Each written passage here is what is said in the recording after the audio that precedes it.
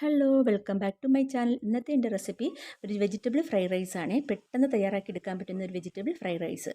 ചോറ് വേവുന്ന സമയം മാത്രമേ വേണ്ടൂ. 5 മിനിറ്റ് കൊണ്ട് തയ്യാറാക്കി എടുക്കാൻ പറ്റുന്ന ഒരു വെജിറ്റബിൾ ഫ്രൈഡ് റൈസാണിത്. ഇത് കറിയൊന്നും ഇല്ലെങ്കിലും നമുക്ക് കഴിക്കാം. ഒരു സലാഡ് മാത്രം മതി. ഒരു അച്ചാറും കൂടി ഉണ്ടെങ്കിൽ നല്ല ടേസ്റ്റ് ആയിരിക്കും. അപ്പോൾ നമുക്ക് ഈ ടേസ്റ്റി ആയിട്ടുള്ള ഫ്രൈഡ് റൈസ് എങ്ങനെയാണ് തയ്യാറാക്കി എടുക്കുന്നതെന്ന് നോക്കാം. അപ്പോൾ വീഡിയോ ഒന്ന് ഇഷ്ടമായൊന്ന് ലൈക്ക് ചെയ്യാനും ഷെയർ ചെയ്യാനും കമൻറ്റ് ചെയ്യാനും സബ്സ്ക്രൈബ് ചെയ്തൊന്ന് സപ്പോർട്ട് ചെയ്യാനൊന്നും മറന്നു പോകരുതേ. അപ്പോൾ നമുക്ക് ഈ ടേസ്റ്റി ആയിട്ടുള്ള വെജിറ്റബിൾ ഫ്രൈഡ് റൈസ് എങ്ങനെയാണ് തയ്യാറാക്കി എടുക്കുന്നതെന്ന് നോക്കാം. അപ്പോൾ നമുക്ക് വീഡിയോയിലേക്ക് പോയാലോ. ആദ്യം നമുക്ക് റൈസ് വേവിച്ചെടുക്കണം. അതിനുവേണ്ടി ഒരു 2 കപ്പ് ബസുമതി സെല്ല റൈസ് ഞാൻ കഴുകി വൃത്തിയാക്കി എടുത്തിട്ടുണ്ട്.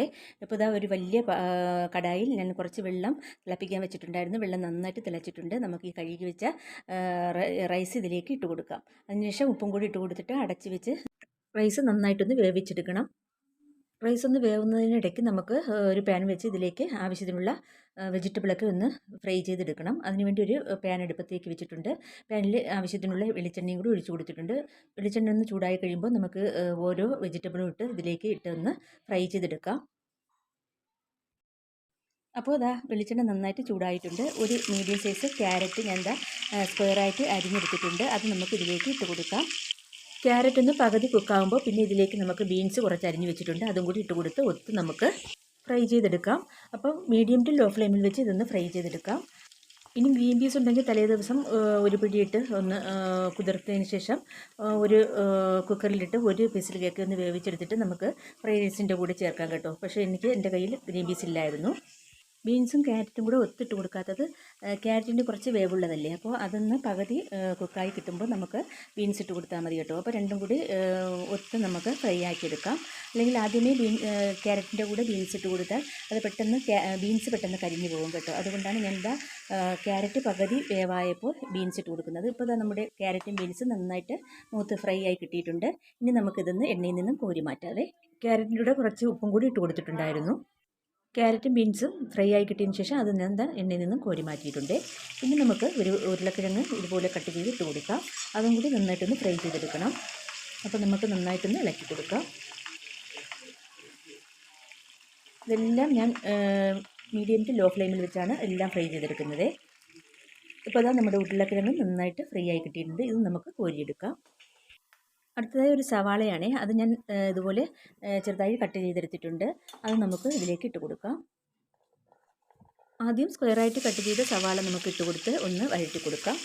പകുതി ഒന്ന് വഴന്ന് വരുമ്പോൾ നമുക്ക് പിന്നെ ഇതിലേക്ക് അരമുറി ക്യാപ്സിക്കം ഇതുപോലെ സ്ക്വയറായിട്ട് അരിഞ്ഞത് അതും കൂടി ഇട്ട് കൊടുത്തിട്ട് ഒത്ത് നമുക്ക് മൂത്ത് കഴിയുമ്പോൾ കോരി മാറ്റാവുന്നതാണ്.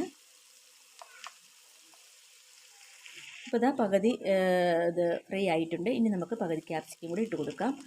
ക്യാപ്സിക്കം നമുക്കൊന്ന് വഴന്ന് കിട്ടിയാൽ മതി. ആ സമയം നമ്മുടെ ഉള്ളിയും ഒരു ഗോൾഡൻ ഷെയ്ഡായി കിട്ടും. അപ്പോൾ ഇത് രണ്ടും കൂടി നമുക്ക് നന്നായിട്ടൊന്ന് ഇളക്കി കൊടുക്കാം. ഇപ്പോൾ ഇതാ നമ്മുടെ ഉള്ളി നന്നായിട്ടൊന്ന് ഗോൾഡൻ ഷെയ്ഡായി കിട്ടിയിട്ടുണ്ട്. നമ്മുടെ ക്യാപ്സിക്കവും നന്നായിട്ടൊന്ന് വഴന്ന് കിട്ടിയിട്ടുണ്ട് കേട്ടോ. ഇത് നമുക്ക് എണ്ണയിൽ നിന്നും മാറ്റാം. അടുത്തതായി നമുക്ക് കുറച്ച് കിസ്മിസും അണ്ടിപ്പരിപ്പും ഫ്രൈ ചെയ്തെടുക്കാം.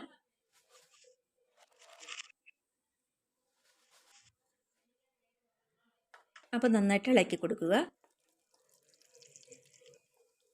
അപ്പോൾ ഇതാ നമ്മുടെ അണ്ടിപ്പരിപ്പും കിസ്മിസും ഒക്കെ നന്നായിട്ട് മൂത്തിട്ടുണ്ട്. ഇത് നമുക്ക് കോരി മാറ്റാം. ഇപ്പോൾ ഇതാ നമ്മുടെ വെജിറ്റബിൾസും കിസ്മിസും അണ്ടിപ്പരിപ്പൊക്കെ നന്നായിട്ട് ഫ്രൈ ആക്കി എടുത്തിട്ടുണ്ട്. ഇനി നമുക്ക് ചോറ് എന്തായെന്ന് നോക്കാം. അപ്പോൾ ചോറ് ഒരു 3/4 പരുവം വെന്തിട്ടുണ്ട് കേട്ടോ. കുറച്ച് ഒരു 2 മിനിറ്റും കൂടി കിടക്കണം. ഒരു 5 മിനിറ്റ് ഹൈ ഫ്ലെയിമിൽ വെച്ച് വേവിച്ചെടുത്തതിന് ശേഷം ബാക്കി ഞാൻ മീഡിയം ഫ്ലെയിമിൽ വെച്ചാണ് വേവിച്ചെടുക്കുന്നത്. ഇപ്പോൾ ഇതാ 2 മിനിറ്റ് കഴിഞ്ഞിട്ടുണ്ട്. നമുക്ക് ചോറ് ഒന്നും കൂടി ഒന്ന് നോക്കാം. ഇപ്പോൾ ഇതാ നമ്മുടെ ചോറ് വെന്തിട്ടുണ്ട് കേട്ടോ. തീരെ അങ്ങ് വെന്ത് കുഴയേണ്ട ആവശ്യമില്ല. ഇതുപോലെ ഒന്ന് പ്രസ് ചെയ്യുമ്പോൾ നന്നായിട്ട് ഒന്ന് മുറിഞ്ഞ് കിട്ടുന്നുണ്ട്. ഇനി നമുക്ക് ഒരു കടായി അടുപ്പത്തേക്ക് വെക്കാം.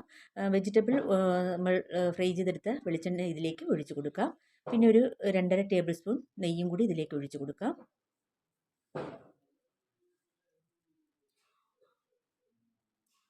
അപ്പോൾ ഇതാ 2.5 ടേബിൾ സ്പൂൺ നെയ്യ് ഒഴിച്ച് കൊടുത്തിട്ടുണ്ട്. നെയ്യൊന്ന് ചൂടായി കഴിഞ്ഞാൽ ഇനി കുറച്ച് സ്പൈസസ് ഒക്കെ ഇട്ട് കൊടുക്കണം. 1 ഇഞ്ച് നീളത്തിലുള്ള 2 പട്ട, ഒരു 3-4 ഗ്രാമ്പു, 4-5 ഏലക്ക, ഒരു 2 കരയാമ്പൂ, ഇതെല്ലാം കൂടി ഇട്ട് കൊടുത്തിട്ട് അതിൻ്റെയൊക്കെ ഒന്ന് ഫ്ലേവറൊക്കെ നെയ്യിൽ ഇറങ്ങി വന്നതിന് ശേഷം നമുക്കിതിലേക്ക് ചോറിട്ട് കൊടുക്കാവേ. നന്നായിട്ട് ഇളക്കി കൊടുക്കാം. ഇതിൻ്റേക്ക് നമ്മൾ റൈസ് വെന്തിട്ട് അത് ഞാൻ ഒരു സ്ട്രെയിനറിൽ കൂടി ഒന്ന് ഊറ്റിയെടുത്തിട്ടുണ്ട്. അപ്പോൾ ദാ ഇത് നമ്മുടെ സ്പൈസസ് ഒക്കെ ഇട്ട് കൊടുത്തിട്ട് അതിൻ്റെ ഫ്ലേവറൊക്കെ നന്നായിട്ട് ഇറങ്ങി വന്നിട്ടുണ്ട്. ഇനി നമുക്ക് ഊറ്റി വെച്ചിരിക്കുന്ന റൈസ് ഇതിലേക്ക് ഇട്ട് കൊടുക്കാം.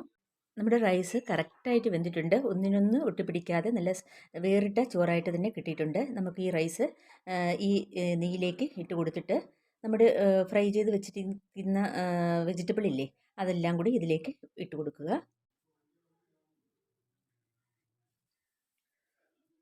അപ്പോൾ അതാ വെജിറ്റബിളും കിസ്മിസും അണ്ടിപ്പരിപ്പും എല്ലാം എന്നതാ ഇട്ട് കൊടുത്തിട്ടുണ്ട്. ഇനി കുറച്ച് ഉപ്പും കൂടി ഇട്ട് കൊടുക്കാം. അതിനുശേഷം നന്നായിട്ട് അടിതാത്ത് ഇളക്കി കൊടുക്കുക. ആ നെയ്യും വെജിറ്റബിളും ചോറും എല്ലാം നന്നായിട്ട് മിക്സായി കിട്ടണം. എല്ലാം കൂടി മിക്സാക്കി എടുക്കുന്നതിന് മുമ്പായിട്ട് നമുക്കിതിലേക്ക് ഒരു 1/2 ടീസ്പൂൺ പെരിഞ്ചീരകം പൊടിച്ചതും 1/2 ടീസ്പൂൺ കുരുമുളക് പൊടിച്ചതും കൂടി ഇതിലേക്ക് ഇട്ട് കൊടുക്കാം. എന്നിട്ട് വീണ്ടും നന്നായിട്ട് അടിതാത്ത് തന്നെ ഇളക്കി കൊടുക്കുക.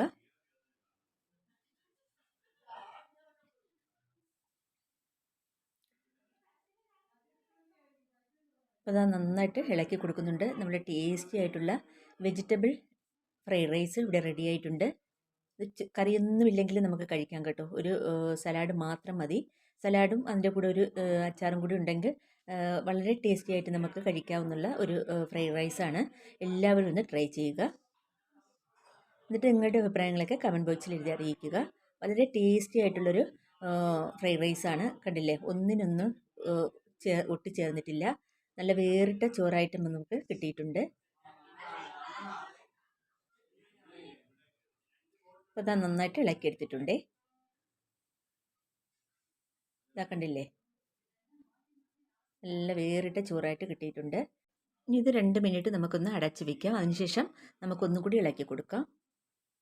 ഇപ്പോൾ ഇതാ 2 മിനിറ്റ് കഴിഞ്ഞിട്ടുണ്ട്. നമുക്ക് ഇതിൻ്റെ അടപ്പൊന്ന് ഇളക്കിയിട്ട് ഒന്നും കൂടി ഒന്ന് ഇളക്കി മറിച്ചിട്ട് കൊടുക്കാം. റൈസ് ഒന്ന് കട്ട പിടിക്കാതിരിക്കാനാണ് ഇങ്ങനെ ചെയ്യുന്നത്.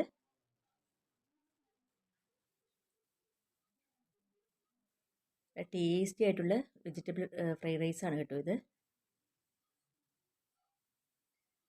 അപ്പോൾ ഇതാ നന്നായിട്ട് ഇളക്കി കൊടുത്തിട്ടുണ്ട്. ഇനി നമുക്കിതൊരു സെർവിങ് പ്ലേറ്റിലേക്ക് മാറ്റി കൊടുക്കാം.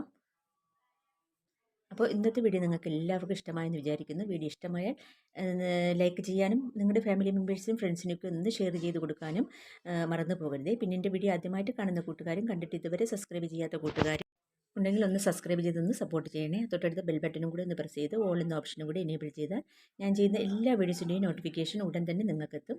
അപ്പോൾ പ്ലീസ് സബ്സ്ക്രൈബ് ചെയ്തൊന്ന് സപ്പോർട്ട് ചെയ്യുക. നിങ്ങളുടെ സപ്പോർട്ട് ഉണ്ടെങ്കിൽ മാത്രമേ നമുക്ക് മുന്നോട്ട് പോകാൻ കഴിയുകയുള്ളൂ.